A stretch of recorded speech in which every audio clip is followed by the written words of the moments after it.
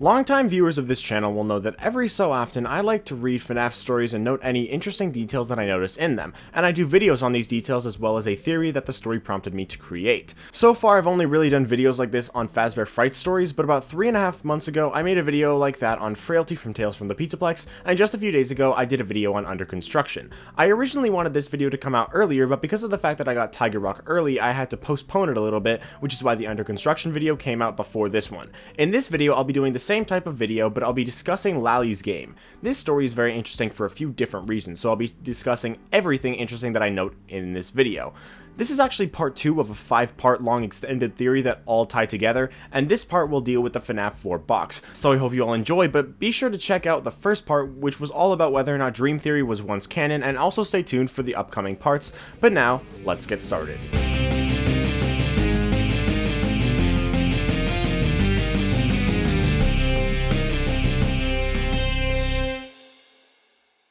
Number 1. Pretty early in the story, we begin learning with the help of Cade's photo albums and his mom Janice about Cade's experience at the Pizzaplex. Cade really liked Lally's game, but his friends didn't exactly show the same interest in it, so he spent a lot of time with the mascot of Lally's game, Lally himself. Lally was made to essentially be a friend to kids who didn't have any friends to play with. If we return back to the Fazbear Fright story Lonely Freddy, we actually learned that the Lonely Freddy animatronics were made for essentially the same reason, being friends to kids who had no one to play with. Number 2.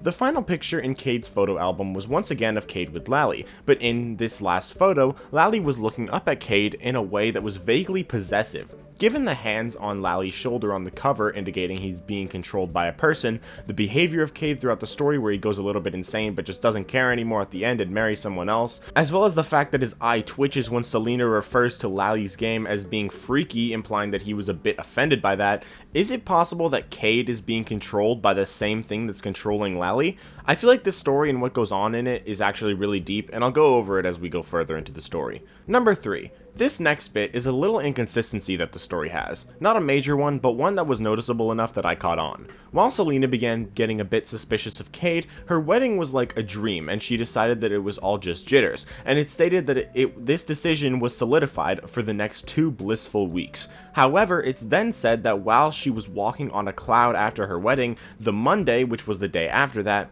was when the happiness faltered. It seemed a bit like the writer kind of messed up here. The 2-week thing was probably originally meant to allude to their honeymoon, but it's then said that they decided to delay their honeymoon for a while.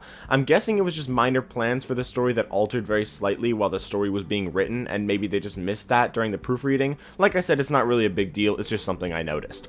Number 4. After Lally was supposedly released from the trunk, Cade began getting up every night and searching for him, then returning to bed, then getting back up, searching, returning to bed, and so on, trying to catch Lally. This happened every night for a week. This might be a stretch, but it could potentially be a reference to the FNaF 4 gameplay, getting up every night to catch the nightmare animatronics, which are also shown to be plushies, toys similar to Lally. Number 5. After the collapse at Lally's game, Cade claims that Lally followed him home and that he saw Lally everywhere, like on top of his shelves, in the backyard, on his desk, among his astronaut toys.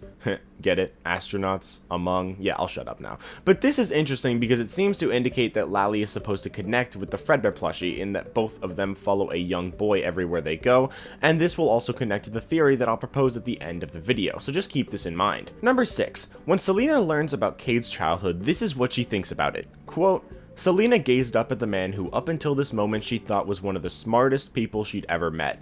Cade was a programming genius and he could talk about almost any subject. His mind was sharp and his magic was impeccable. Usually. The only thing Selena could conclude about what Cade had just said was that some part of his psyche was stuck in his childhood. He'd been so traumatized by the destruction of his favorite game that he'd created an elaborate fantasy around it.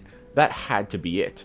End quote. Now, while this doesn't entirely end up being what's happening in this story, it actually pretty much perfectly sums up the plot of another Tales from the Pizzaplex story that we got not long after this one, B7. In B7, Billy bases his entire life around his childhood favorite show, convincing himself that he was a robot after only pretending to be one when he was 5 years old, and 16 years later he was still trapped in that childhood imagination, the fantasy that he'd created all those years ago.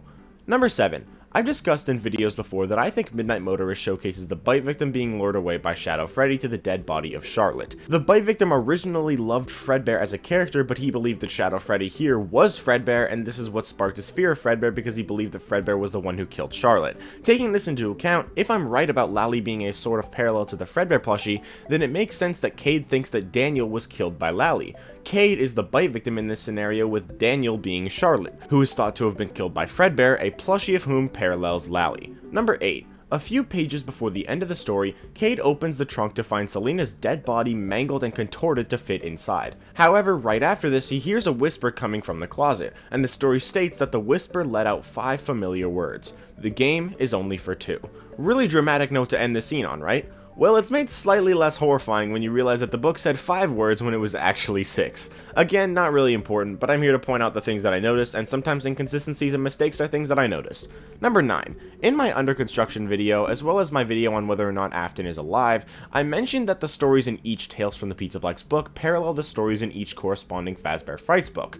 Into the Pit and Under Construction parallel each other because both are about fake or warped realities, and To Be Beautiful and Frailty parallel each other for very obvious reasons. Lally's game also follows this trend, of course. In Lally's game, we have a strange, dangerous item from Fazbear Entertainment that someone keeps with them for years. The person who owns this object has a relative who is the main character and is tormented by this object and eventually killed by it. Same thing happens in Count the Ways, and both protagonists end up locked inside something by the end of the story. In Millie's case, she's locked inside Funtime Freddy, and in Selena's case, it's the box. Number 10. This whole story just begs the question of what exactly is responsible for it, but the end of the story seems to give us our answer.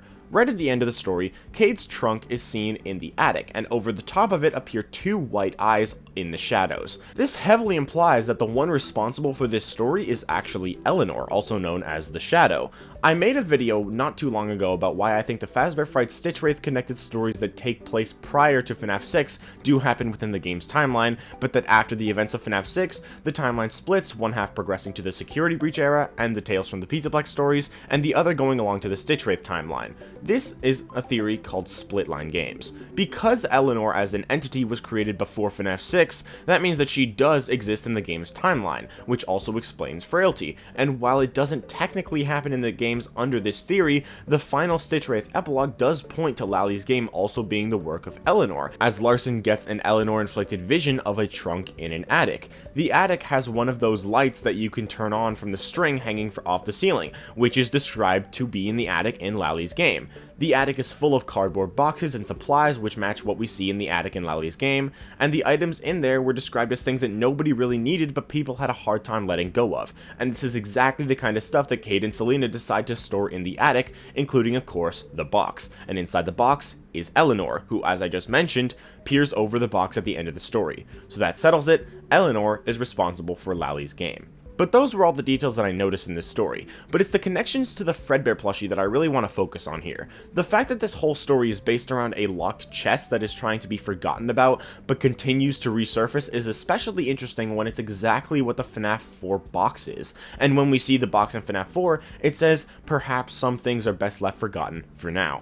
So what does all this mean? Well, for that, we need to figure out what the box actually represents to see if it actually matches the idea that this story seems to be hinting towards. If Lally represented the Fredbear plushie and Lally was inside the locked and forgotten box, shouldn't that imply that the Fredbear plushie is inside the box? Possibly, but we first need to figure out if that actually matches other clues to what the box is. One theory states that the box is actually FNaF 6, as the box is locked just like the FNaF 6 labyrinth. Paragraph 4 is also a big part of FNaF 6, and paragraph 4 in one of Scott's old posts is one that talks about the FNaF 4 box. However, it seems more like FNaF 6 was supposed to be the box, but whether or not it actually worked, which will be discussed in part 5 of this 5-part theory, it was supposed to lead to all the spirits getting set free, leading to Happiest Day, which is what is actually inside the box.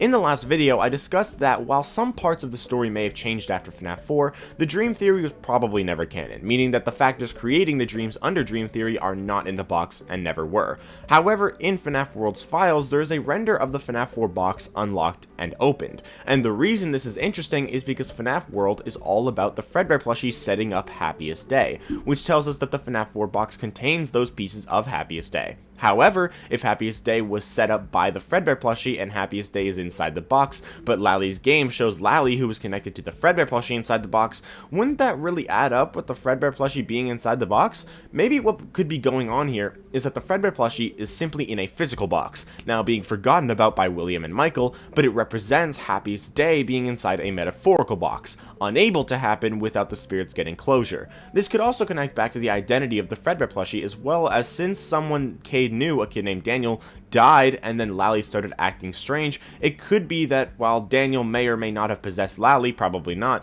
it could be hinting that someone who died before the bite victim is who possessed the Fredbear plushie. But that's gonna have to wait for part 3 of this 5-parter. But I really hope you guys enjoyed this video. If you did, then make sure to leave a like and subscribe if you want to, and I will see you all in the next video. Bye guys!